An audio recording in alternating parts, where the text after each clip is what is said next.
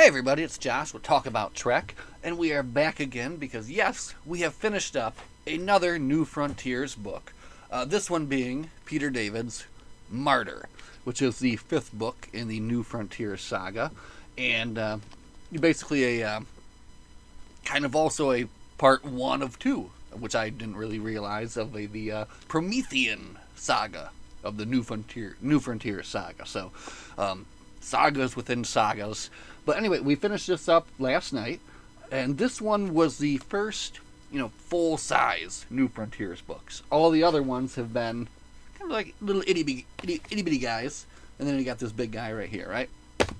So, and as you can see, I have chosen to use it's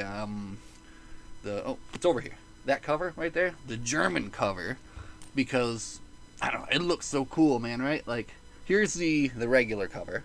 Oh, here you guys are. Which is nice because it's like the crew, and then put together with the next book, Fire on High. That gives you like the main cast there. Is that right, or should I go like this? Hey, we did it like a puzzle. All right. Anyway, but today we're talking about Martyr, and as you can see, I did choose this one because of the action-packed cover that they have here, which we will endeavor to show you guys. Let's see. Check this out. Look, we're going to zoom in. Do you know what that is right there? That is a Mugatu, or a Gumato, whatever you prefer, in a Starfleet uniform. And just like casually, that's just dropped into this book. That's like just something that goes on. Anyway, we do get to learn more about, I think it's Lieutenant Janos, further on down the line.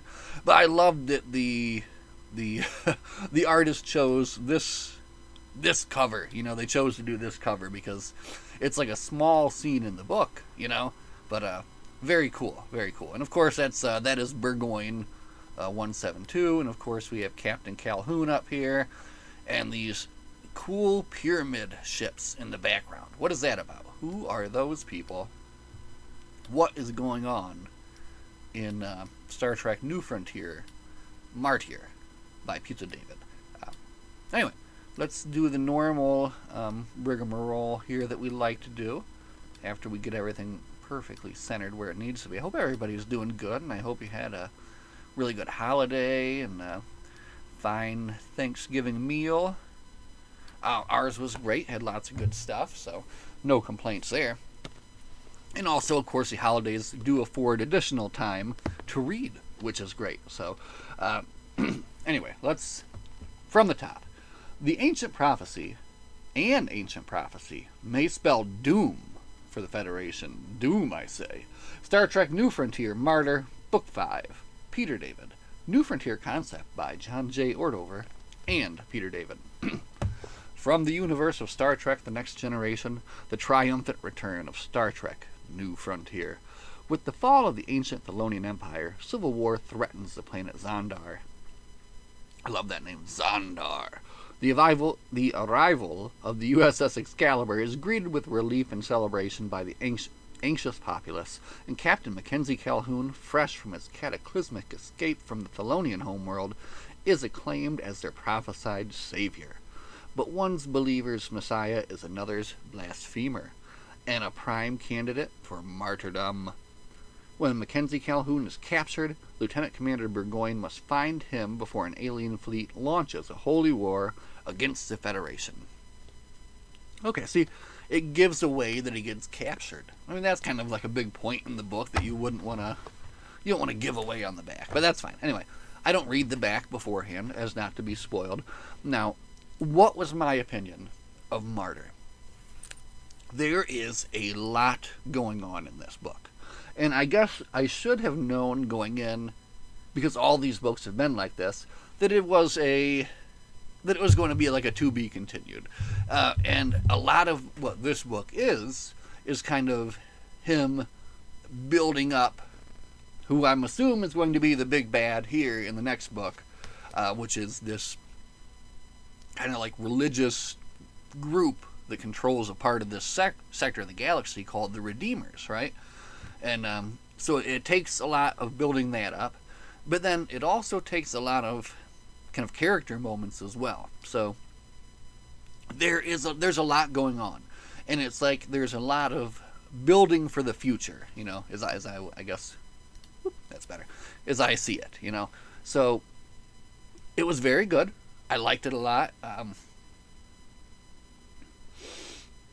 I guess my one complaint about it though is just that there's like a little bit too much. It's like going off in too many different directions at once, and maybe some of those threads should be saved for a future book. But nonetheless, even with it going off and kind of telling a lot of different things and building up a lot of different things for the future, it still told, and the main narrative was still engaging and entertaining. And basically the idea, as we read from the back, is that this planet's prophecy perfectly matches what's been going on in the past 4 books with Calhoun, with the Great Bird of the Galaxy coming out. So they're convinced they have to get him there to achieve peace on this planet. And then this book actually starts out on that planet, on Xandar, and it goes back 500 years and kind of starts talking about I think I'm yelling at everyone. I'm sorry if I'm yelling at you. Turn your volume down. I'm going to go like that a little bit.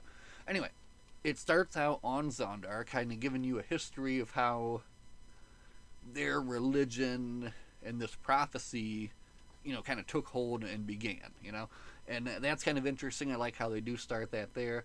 And then immediately they drop another little thread, which is like, we're setting you up for this book down the line, So they do that. And I think that happens like a couple more times where like these little bits and pieces are dropped that are meant to be picked back up later on down the road, which is fine because we'll be there to pick them up and it'll be fun. So now, all in all, like I said, it's part 1 of 2, It's part 1 of 2. So I feel like while they were able to successfully resolve the main narrative, because it wasn't a complete, my hair's doing weird thing, it wasn't like a complete book, I kind of felt like, I feel like now I just need to jump right into this, and then when I finish this, I'm hoping I'll feel a little bit more of like this kind of, the stories come to a completion. This whole New Frontiers thing has been like one big long to be continued. So I'm really hoping that book 6 will kind of put a period on it, and at least then kind of move forward from there into the next section. So we'll see. Don't tell me. I liked it. Mackenzie Calhoun is a very interesting character, and I can see why. He is the only book character from Star Trek to get a toy. Very cool, right? Very cool. So anyway, I don't think... Listen, I won't get into too much detail in the spoiler section of this video because, well, I say that now, but I'll probably wind up going off into like a million different tangents on it. But anyway, if you don't want to be spoiled, stop now. Live long and prosper. We'll see you later.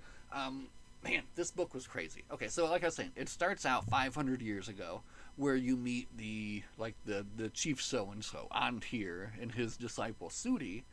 And this Antir has just basically had a prophecy, right? And his prophecy was, in this great war that they're having, which currently there are peace talks going on, there's going to be a big war coming up, and this side will surrender. And then this incites the other side to attack, so on and so forth. And basically, because of this Antir's prophecy, the war is escalated into a worse war than it has been before. So Suti, his disciple, tries to tell him that. He's trying to explain that to him. And Antir is just saying, that's not our problem. We don't have to worry about that. And he even explains that in his prophecy, he doesn't know if the enemy is going to surrender in a day or in 1,000 years, only that they will surrender. And this kind of enrages Suti, right? And he actually kind of spouts off to this guy, and then this big storm comes along. Antir is standing there unafraid, and he gets kind of surrounded by this tornado, And then all of a sudden he gets a little bit afraid, and he gets sucked up into the tornado, right? And he's gone. He's out of here. And then Suti, he goes back to Antyr's cave, and he sits in the place where he sits. And sitting there, discovers, like, it's a little warm, and he discovers this little indentation. He runs his finger through it, and he finds, like, Antyr's scrolls, and basically this area and this little spot is like a source of some kind of power, right? So Suti becomes the new Antyr, has people come to him, and basically the main point being is that there is a prophecy that the Savior will come, this, that, and the other will happen, and something's going to go down. That's what's going to happen. So then they cut to, see, this is what I'm talking about. They cut to 19 years ago. Mackenzie back on Xenex.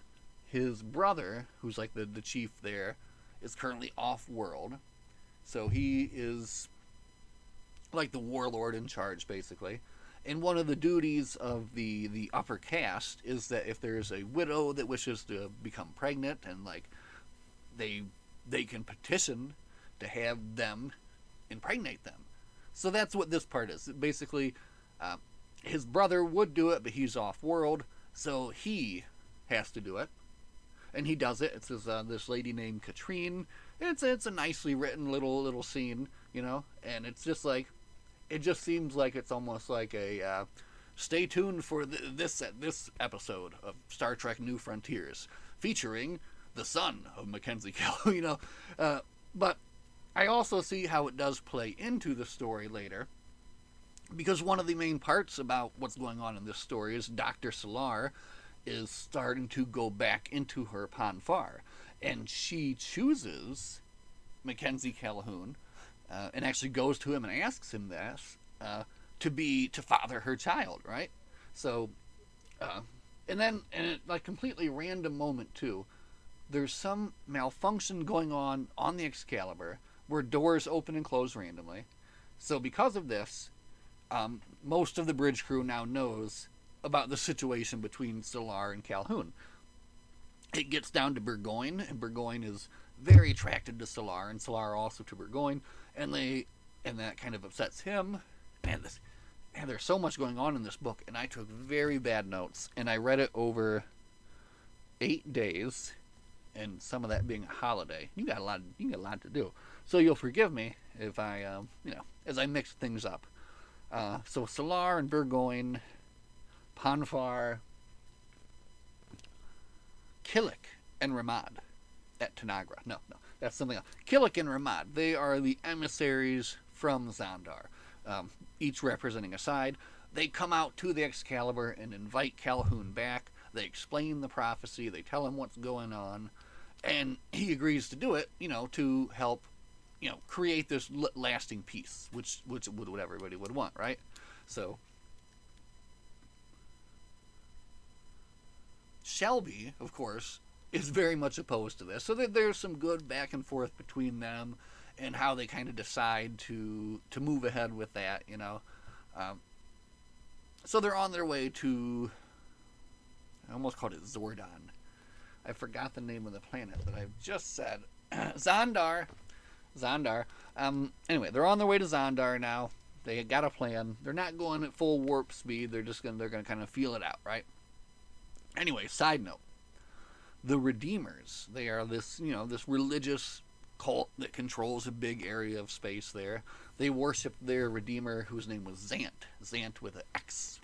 Xant. X-A-N-T. And Xant was he was their deity or whatever, and he left them. So now they're waiting for the return of Xant, and they basically go in and, like, forcibly convert people to Xantism, for lack of a better term.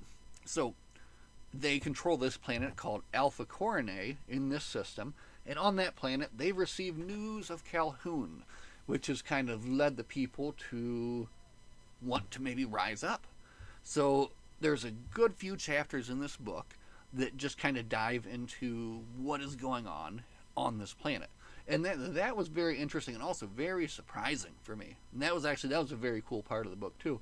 basically they rise up against the high priest of the planet, and there's only one, and the high priest is kind of freaking out. He's already called the prime one, and the prime one is like just below like the overlord, I think is what they call him. Gosh, I forgot his name already too. But anyway, trouble on that planet. They're rising up against the priesthood and all that. So they finally break into like the temple, right? And they confront the high priest, and he's used to them just kind of bowing down to his command and his demand. Doesn't happen this time. They reach out, they lash out, they strike him, they kill him, and in doing so, this is a really crazy part about this book. I thought part of what these people do is they ingrain a virus into their high priest, so that if they are killed, this virus spreads and wipes out everyone. So that chapter ends basically with the complete and total end of this entire planet, which is crazy. Like, it just spreads, within a matter of like days or something. Everybody on the planet is completely annihilated, right? So the overseer, I think, and the prime, when they go to the planet, they retrieve the scepter of the high priest there, and they learn about Calhoun and his influence and everything, right? So now they decide, well, let's check this guy out, and they send a ship towards him. Back going to Xandar. See, I said I wasn't going to go on for long, and I feel like I could actually tell this story for like another 10 minutes, but we're not going to do that. We're going to try to keep it a little bit shorter. Back going to Xandar, they get to Xandar. They're invited to they beam down to, and he's kind of treated like a savior, right? And he's trying to keep the expectations low. He's not saying that he is. He's just kind of going along with the flow, right? So anyway, he beams down. This part kind of was silly, I thought, because I can't believe they let this happen, right? I can't believe that the security for the captain was so lax. But anyway, he has a banquet. The next day, the Xandarians claim, oh, your captain, he died in the night. We went into his room, and he was dead. When we took his body to the place of preparation, he vanished. He's gone now. We don't know what happened to him. That's actually what happens. That's what they tell them. And I'm like, oh my god, really? Really? So anyway, they have to begin a search, and they're able to search around, and they basically kind of determine that he is in this one area that they really can't penetrate with scans. So they beam down an away team, and that away team gets wrecked, and they're barely able to beam them back. And Solar, Shelby, a couple of security officers, Zach Hebron is missing. They're all badly hurt, and each of them is kind of telling a different story, right? And it's at this point when Burgoyne comes to see Solar. Solar, in her like weakened state, reaches up, and they do like a little bit of a mind meld thing, right? And in doing so, he sees what happens, and then goes to Shelby. Yeah, goes to Shelby, and gets permission to beam down to the planet. But Shelby orders him to take someone with him, none other than Janos. He's over there. He's that way. That's the guy. Anyway, the sentient Mugatu, right? So I'm looking forward to finding out more about this guy. But anyway, he goes down with Burgoyne. They get through this area and determine that it's kind of. Burgoyne figures out that it is this energy field kind of thing that gets into your head first and makes you think that you're alone and you're like in your worst situation, and then also starts tearing you apart like a cyclone or something. It's never really explained what the heck this thing is, right? It's just like kind of vaguely hinted at, some kind of ancient technology thing maybe, but they don't ever really go into it. But it's a very advanced thing, and it basically convinces Burgoyne and Janos that they are enemies. There's a nice fight scene between them. Burgoyne, through the help of the mind meld from Solar, there go our lights. We're back. Hello. Is able to regain control, take out Janos, find Ramad, who is getting ready to kill Calhoun. Ramad, it turns out, is a disciple of Suti, long passed down and down and down, and he has the real prophecy, which he has to kill the Savior after the Savior dies and comes back 3 days later, and then he has to kill him, and then the world will be saved. So it's a little bit of a shoddy prophecy, to be honest with you. I don't know what the guy was thinking, but it's what he's been told his whole life, so he knows what he's got to do. So him and Burgoyne get into it together. They scuffle. Some very nice scenes there. In the end, he impales himself upon his own spear. Burgoyne saves the captain. It's kind of funny.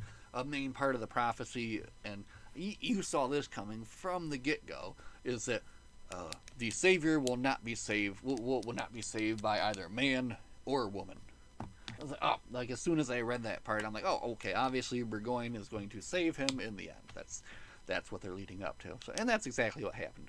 So they saved him, but I guess the good part about what happened is that Calhoun kind of twisted the story and turned it so that they should look at Ramad as their savior, for he sacrificed himself for the peace of the two warring nations or whatever, right? So they look at it that way, and then they have a tentative peace now. So, while all this was going on the planet too, the Excalibur was attacked by the Redeemer Pyramid ship, as you can see on the book cover there. And its firepower was way more than they could handle, so Shelby had to think quick. And this was a very good scene. All right, this was very good. Shelby, still injured from the psychic cyclone attack on the planet, takes command of the ship, has a plan, right? And it's a good plan. I don't know if she was reading past Enterprise mission logs, little something from Captain Beverly Crusher's playbook, But anyway, she races towards the system's sun, prepares a blast from their deflector dish, and just when they get into the right angle, fire the blast on out of there. The sun erupts and blows up the Redeemer's ship. So just a very cool, very small section of this book that I really enjoyed, and of course reminded me of the Descent two-parter when Beverly does the same thing to blow up the Borg ship, right? That's very cool. So anyway, that happens. That's great. The book also drops these other little hints of other things coming up in the future, like Robin Leffler, her mom is alive.